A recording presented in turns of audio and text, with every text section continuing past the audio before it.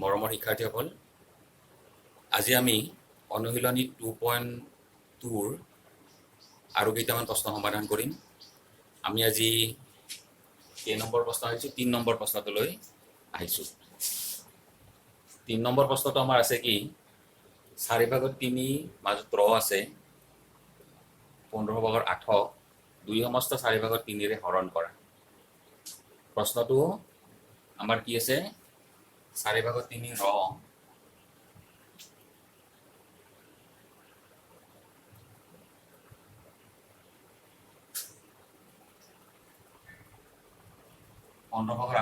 2 সমস্ত 4/3ৰে হৰণ কৰা।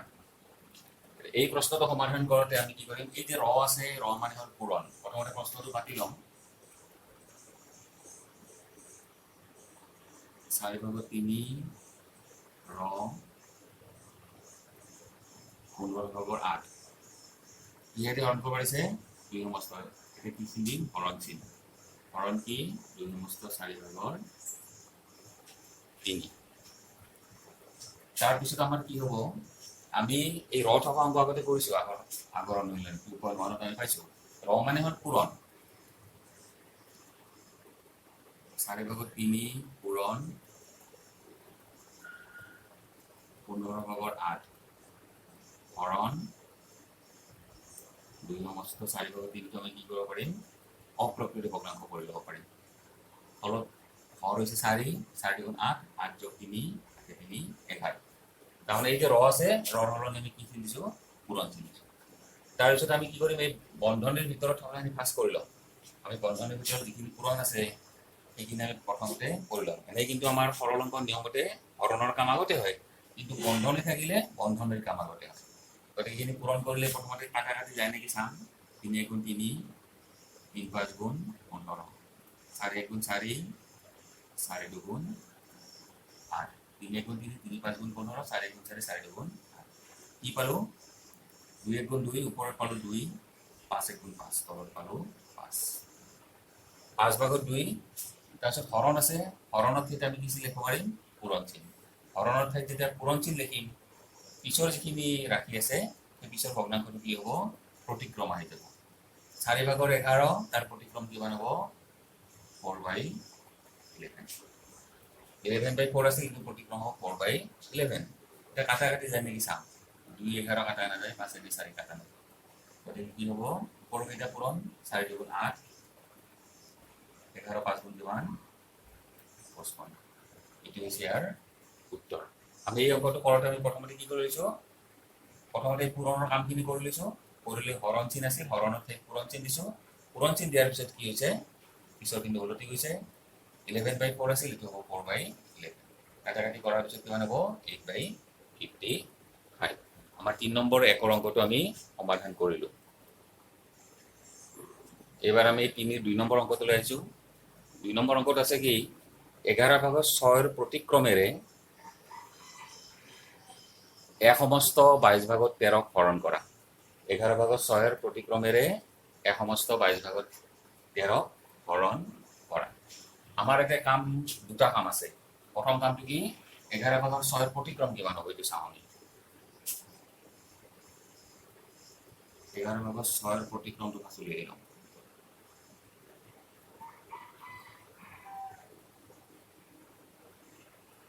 প্ৰতিক্ৰম মানে কি আছিল? তাৰ ওলোটা। 6/11 আছিল, এইটো হ'ব 11/6। আমি প্ৰতিক্ৰমটো পালোঁ। ইয়াৰ প্ৰতিক্ৰমেৰ হৰণ। হৰণ 1 সমস্ত 22/13। এতিয়া আমি কি কৰিম? 1 সমস্ত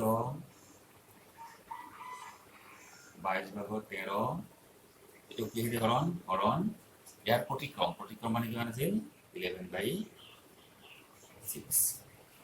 এই 1 সমস্ত 22/13টো আমি মিশ্ৰ ভগ্নাংশৰ পৰা অপ্ৰকৃত কৰিলে কি হ'ব? তলত হ'ব 22, ওপৰত হ'ব 22 × 22 22 + 13 3 × 2 5। হৰণ চিনৰ ঠাইত কি চিন দিম? পূৰণ চিন। পূৰণ চিন দিলে এইটো কি হ'ব? 11/6 আছিল, তাৰ প্ৰতিক্ৰমটো কিমান হ'ব? 6/11। এইটো আছিল 11/6। তাৰ প্ৰতিক্ৰম হ'ব 6/11। এতিয়া আমি কাটাকাটি যায় নেকি চাম।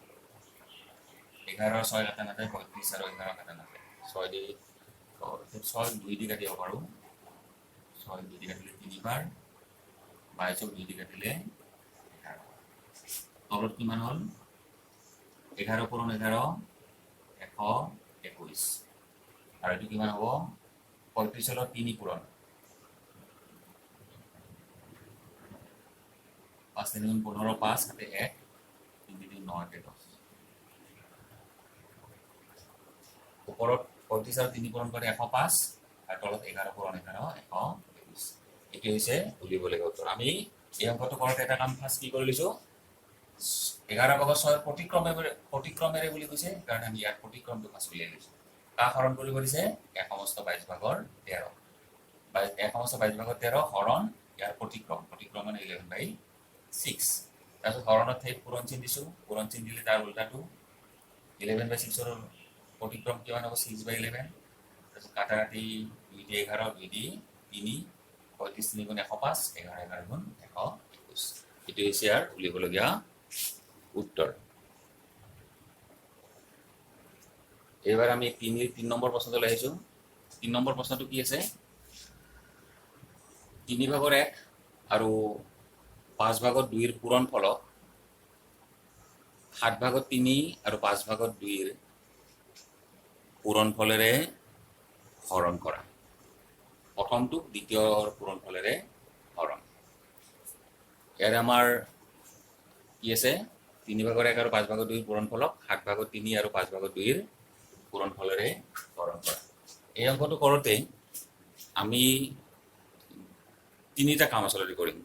প্ৰথমতে কি কৰিম, প্ৰথম দুটাৰ পূৰণ ফলে উলিয়াব লাগিব, পিছৰ দুটাৰো পূৰণ ফল উলিয়াব লাগিব। পূৰণ ফল উলিওৱাৰ পিছত প্ৰথম দুটাৰ পূৰণ ফল যিমান হয় সেই পূৰণ ফলক পিছৰ দুটাৰ পূৰণ ফলেৰে আমি কি কৰিম, হৰণ কৰিম। আমি একেলগে পাতি লওঁ। আমি কি কৰিব পাৰিম, 3/1 মাজত পূৰণ ফল আছে, মাজত পূৰণ চিন দিছোঁ 5/2। এইটো পূৰণ ফলক কিহেৰে হৰণ, মাজত কি চিন হ'ব হৰণ চিন। হৰণ কিহেৰে 7/3 পূৰণ 5/2। এতিয়া প্ৰথম দুটা পূৰণ কৰিলে কিমান হ'ব, কাটাকাটি যায় নেকি চালোঁ, নাযায়। 5 3 গুণ 5 আৰু 3 পূৰণ কৰিলে কিমান 15। 2 আৰু 1 পূৰণ কৰিলে 2 গুণ 2। মাজত কি চিন আছে হৰণ চিন। পিছৰখিনি পূৰণ কৰিলে কিমান হ'ব 3 5 কাটা নাযায়, 7 2 বিলাক কাটা নাযায়, 3 2 ওপৰৰ লবকেইটা পূৰণ কৰিলে 3 2 6, 7 5 গুণ 35। আমি প্ৰথমতে প্ৰথম দুটা ৰাশি পূৰণ কৰি দিলোঁ, 15/2 হ'ল। পিছৰ দুটা ৰাশিও পূৰণ কৰিছোঁ, প্ৰথম পূৰণ ফলক দ্বিতীয় পূৰণ ফলেৰে হৰণ, মাজত হৰণ চিন দিছোঁ। পাছৰখিনি পূৰণ কৰোঁতে হৈছে 35/6। তাৰপিছত আমাৰ কামখিনি কি আছিল 2/15, এই হৰণ চিনৰ ঠাইত আমি কি চিন দিম, পূৰণ চিন দিম। পূৰণ চিন দিয়াৰ পিছত এইখিনি কি হ'ব 2/15 হৰণৰ ঠাইত পূৰণ 6/15 6/35 6/35 প্ৰতিক্ৰম কি হ'ব 35/6। ওলোটা হৈ যাব, প্ৰতিক্ৰম মানে ওলোটা, হৰটো লব লবটো হৰ। তাৰপিছত কাটাকাটি যাব 2 দি 2 একবাৰ, 2 ৰে 6 এবাৰ 3 বাৰ, 5ৰে 15 5 3 গুণ 15 3 বাৰ, 5ৰে 35 5 8 গুণ 35, 2 ৰে 2 একবাৰ, 2 ৰে 6 3 বাৰ, 5ৰে 15 3 বাৰ, 5ৰে 35 5 বাৰ। কাটাকাটি কৰাৰ পিছত কি থাকিল, ওপৰত কি থাকিল 1 আৰু 7, 7 1 গুণ 7, তলত কি থাকিল 3 আৰু 3 3 3 গুণ 9, 1 7 গুণ 7 3 3 গুণ 9। আমি কি পালোঁ উত্তৰ 9/7। এই অংকটো আমি প্ৰথমতে এই পূৰণৰ কামখিনি কৰিছোঁ, ইফালৰ পূৰণৰ কামখিনি কৰিছোঁ, কৰাৰ পিছত পূৰণ ফল দুটাক আৰু একবাৰ হৰণ কৰিছোঁ। তাৰমানে আমাৰ কামটো কেইবাৰ কৰিব লগা হৈছে 3 বাৰ। একেয়ে পূৰণ আৰু হৰণ ইয়াত কি হৈ আছে লগ হৈ আছে। গতিকে মৰমৰ শিক্ষাৰ্থীসকল, আজিলৈ আমি ইমানতে সামৰণি মাৰিলোঁ। পৰৱৰ্তী শ্ৰেণীত ইয়াৰ পিছৰ অংকবিলাক আমি সমাধান কৰিম। ধন্যবাদ।